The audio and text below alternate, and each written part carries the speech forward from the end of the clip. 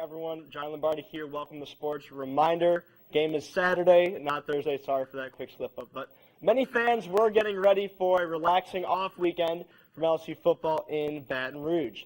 Some were preparing for the long drive to Columbia, South Carolina for the game, but all those plans were axed Wednesday when it was announced that the LSU-South Carolina game would be moved to Baton Rouge due to severe flooding in South Carolina.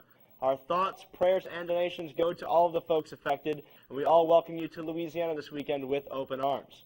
This is the first SEC game that has had to be moved since 2005. That game featured LSU as the Tigers were forced to play their game versus Arizona State in Tempe following Hurricane Katrina.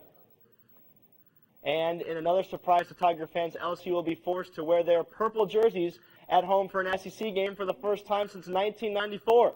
The Gamecocks were already planning to wear all-white uniforms for the game in Columbia and decided to stay the same even in Baton Rouge, where LSU traditionally wears white at home. But since it is technically a Carolina home game, the Tigers will have to wear purple this Saturday in Tiger Stadium. But finally, to the players on the field, coming off last week's 44-22 win over Eastern Michigan, LSU star sophomore running back Leonard Fournette and his Tigers plan to continue their march through the SEC Saturday with a road game in Tiger Stadium. Last week, the receivers were a point of frustration with many fans for the dropped passes that did not help quarterback Brandon Harris. Sophomore Malachi Dupree was asked how he would grade last week's rough performance. Say rate it? Yeah.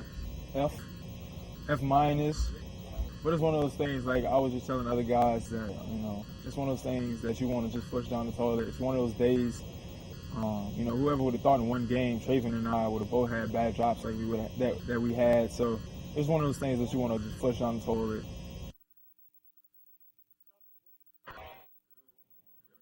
Top grader is Mr. Dupree.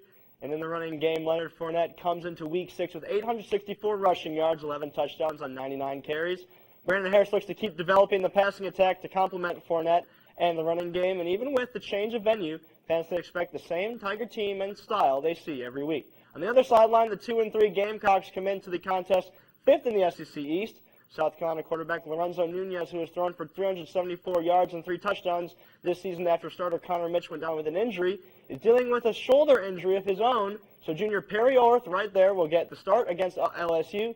The Gamecocks' best player is wide receiver Pharaoh Cooper, who has 26 receptions for 322 yards and 2 touchdowns to start the 2015 season. With the switch of venue, the Tigers went from 2 touchdown favorites in Vegas to around over 20-point favorites over South Carolina. Kickoff in Death Valley is set for 2:30 p.m. Saturday on ESPN.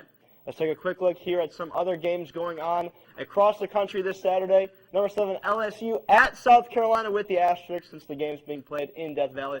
2:30 kick on ESPN. A top 20 matchup in the Big Ten. Number 13, Northwestern at number 18, Michigan in the Big House. That's a 2:30 kick on the Big Ten Network.